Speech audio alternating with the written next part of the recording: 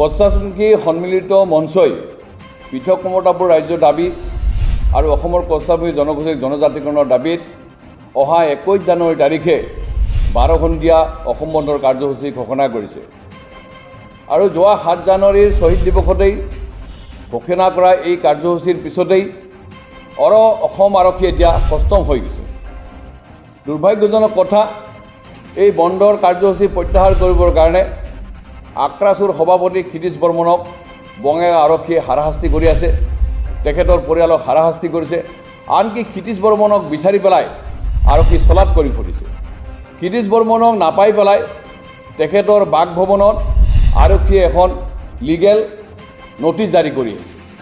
এইটো কি সূচায় যে আজি কচাচমুখীসকলে আজি কিবা দশক ধৰি মমতাপুৰ ৰাজ্যৰ দাবীটো সমাধানৰ দাবী কৰি আহিছে, অসমৰ কচাচমুখী জনগোষ্ঠীৰ জনজাতিকৰণৰ দাবী কৰি আহিছে। আৰু বৰ্তমান কেন্দ্ৰ ৰাজ্যত থকা বিজেপি নেতৃত্বাধীন চৰকাৰখনেই 2019 চনৰ 7 জানুৱাৰী তাৰিখে অসমৰ 6 জনগোষ্ঠী জনজাতিকৰণ কৰাৰ কাৰণে ৰাজ্যসভাত তেওঁলোকে বিধেয়ক উত্থাপন কৰিছে।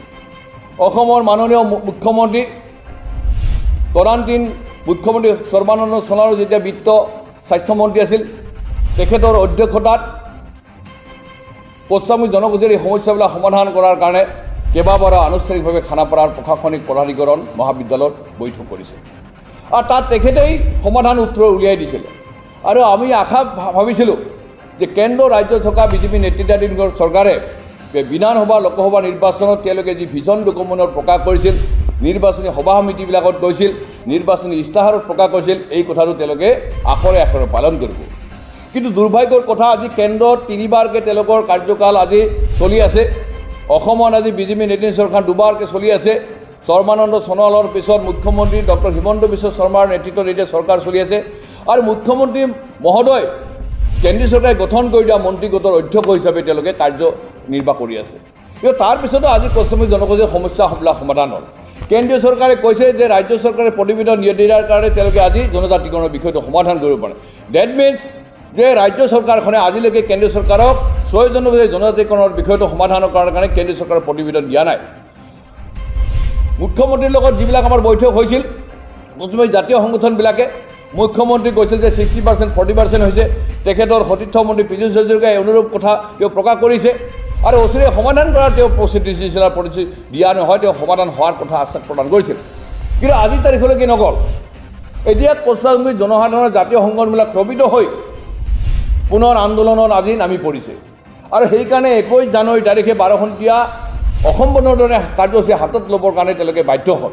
আৰু এই কাৰ্যসূচী ঘোষণা কৰাৰ পিছতেই মুখ্যমন্ত্ৰী মহোদয়ে কচাচমুখী সন্মিলিত মঞ্চৰ নেতৃবৃন্দৰ লগত বৈঠক কৰিব লাগিছিল, আলোচনা কৰিব লাগিছিল, বিষয়টো কেনেকৈ সমাধান কৰিব বা সমাধানৰ ক্ষেত্ৰত কিমান তেওঁলোকে আগবাঢ়িছে এই কথাটো প্ৰকাশ কৰিব লাগিব। কিন্তু তাকে নকৰি আজি অগণতান্ত্ৰিকভাৱে গণতান্ত্ৰিক আন্দোলন মহীমূল কৰিবৰ কাৰণে, কচাচমুখী জনগোষ্ঠীক নিষেধ কৰিবৰ কাৰণে আজি ঘোষিত আন্দোলন কাৰ্যসূচীক বন্ধ কৰিবৰ কাৰণে তেওঁলোকে আৰক্ষীৰ সহায়ত আজি কচাচমুখী জনগোষ্ঠীৰ জাতীয় নেতাসকলক তেওঁলোকে আজি হাৰাশাস্তি কৰি আছে।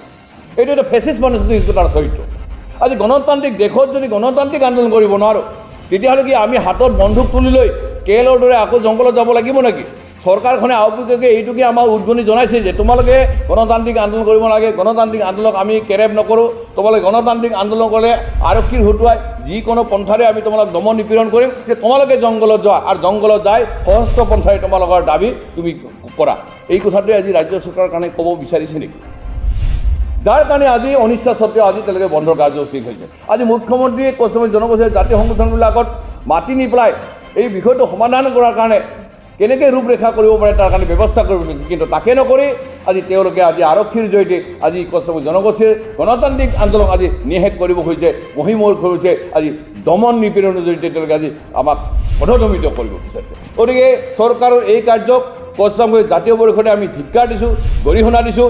আমি মুখ্যমন্ত্ৰী মহোদয়ক আহ্বান কৰিছোঁ যে আপুনি সঁচাই যদি কচাচমুখী জনগোষ্ঠীৰ জাতীয় সমস্যাবিলাক সমাধানৰ ক্ষেত্ৰত আগ্ৰহী আৰু আপুনি দিয়া প্ৰতিশ্ৰুতি পালন কৰাৰ কাৰণে আপুনি দ্বিধাগ্ৰস্ত নহয়, তেতিয়াহ'লে কচাচমুখী জনগোষ্ঠীৰ জাতীয় এই মঞ্চখনৰ নেতৃসকলৰ লগত আপোনালোকে বৈঠক কৰক, এই সমস্যাৰ সমাধান কৰাৰ কাৰণে এক ব্যৱস্থা গ্ৰহণ কৰক। সেইটোৱে আমি আহ্বান জনাইছোঁ। কিন্তু তাকে নকৰি যদি তেওঁলোকে আৰক্ষীৰ জৰিয়তে এই কাৰ্যসূচী প্ৰত্যাহাৰ কৰিবৰ কাৰণে তেওঁলোকে হেঁচা প্ৰয়োগ কৰে, তেতিয়াহ'লে মই ভাবোঁ এজন দুজন নেতাক কৰায়ত্ব কৰি জেল হাজত প্ৰেৰণ কৰিব পাৰে, কিন্তু পশ্চিম জনগোষ্ঠীৰ লক্ষ লক্ষ মানুহক আৰু নকৰিব। কাৰণ আমাৰ ক্ষোভিত হৈছে, আমি ক্ৰোভিত হৈছে। পশ্চিম জনসাধাৰণে আশাৰে যোৱা দুটা তিনিটা লোকসভা নিৰ্বাচন, যোৱা দুটা বিধানসভা নিৰ্বাচনত আমি দ্বিধাহীনভাৱে বিজেপিক আমি ভোট দিছিলোঁ আৰু আমি আশা ভাবিছিলোঁ যে এই কেন্দ্ৰ ৰাজ্য চৰকাৰখনে আমাৰ সমস্যা সমাধান কৰে। কিন্তু আজি কেন্দ্ৰত তিনিটাকৈ কাৰ্যকাল তেওঁলোকৰ চলি আছে, আজি অসমত দুটাকৈ।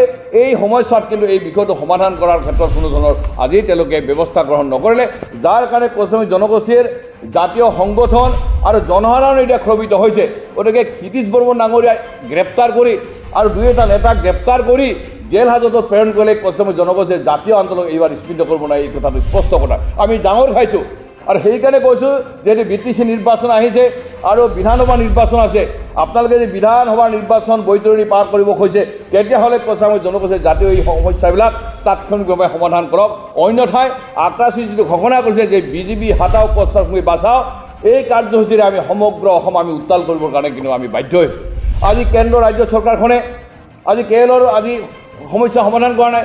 জীৱন সিংহ ডাঙৰীয়াক আমি গণতান্ত্ৰিক ব্যৱস্থাটো সন্মান কৰোঁ কাৰণে গণতান্ত্ৰিক ব্যৱস্থাৰ যে আলাপ আলোচনাৰ জৰিয়তে এই সমস্যাটো সমাধান কৰাৰ কাৰণে কেৰেলক আহ্বান কৰিছিলোঁ। আমি কষ্ট কৰি তেখেতক লৈ আহি ৰাজ্য কেন্দ্ৰীয় চৰকাৰৰ ওচৰত আমি অৰ্পণ কৰিছোঁ। কিন্তু আজি দুবছৰ উকলি গ'ল, আজিৰ তাৰিখত জীৱন সিংহ ডাঙৰীয়া বা KLO NLৰ লগত কোনো ধৰণৰ আনুষ্ঠানিক বৈঠক কৰা নাই। এইটো কি বুজায় যে এফালে তেওঁলোকে গণতান্ত্ৰিক আন্দোলনক মহিমূৰ কৰাৰ তেওঁলোকে ষড়যন্ত্ৰ কৰিছে, দমন নিপীড়নৰ ব্যৱস্থা কৰিছে, আনহাতে যিসকলে উগ্ৰপন্থী গ্ৰহণ কৰি জংঘলত আছিলে তেখেতসকলক আনি সমস্যা সমাধানৰ কথা কৈ আজি তেওঁলোকক আজি প্ৰতাৰণা কৰিলে। যে আজি এই চৰকাৰখনে আমাৰ সমস্যা যে সমাধানত তেওঁলোকৰ ন্যূনতম সদিচ্ছা নাই, আন্তৰিকতা নাই। আজি চৰকাৰখনৰ এই কাৰ্যকলাপবিলাকে কিন্তু আজি প্ৰতীয়মান কৰিছে। গতিকে আমি কেন্দ্ৰীয় চৰকাৰ আৰু ৰাজ্য চৰকাৰক আমি আহ্বান কৰিছোঁ যে 2013 চনত যেনেকৈ পশ্চিম জনগোষ্ঠীৰ সমস্যাবিলাক সমাধানৰ কাৰণে নতুন দিল্লীত ত্ৰিপাক্ষিক বৈঠক কৰিছিল, অনুৰূপভাৱে 2017 চনত এই ত্ৰিপাক্ষিক বৈঠক হৈছিল যে পুনৰ নতুন দিল্লীত ত্ৰিপাক্ষিক বৈঠক অনুষ্ঠিত কৰিব লাগে আৰু ৰাজ্যসভাত জনজাতিকৰণৰ যিখন বিধেয়ক আজি পৰি আছে সেই বিধানসভাৰ এই বিধেয়কখন তেওঁলোকে ৰাজ্যসভাত আৰু লোকসভাত গৃহীত কৰি পশ্চিম জনগোষ্ঠীৰ দীৰ্ঘদিনীয়া যিটো দাবী সেই দাবীক সমাধান কৰি তেওঁলোকে ন্যায় প্ৰদান কৰিবৰ কাৰণে আমি আহ্বান কৰিছোঁ।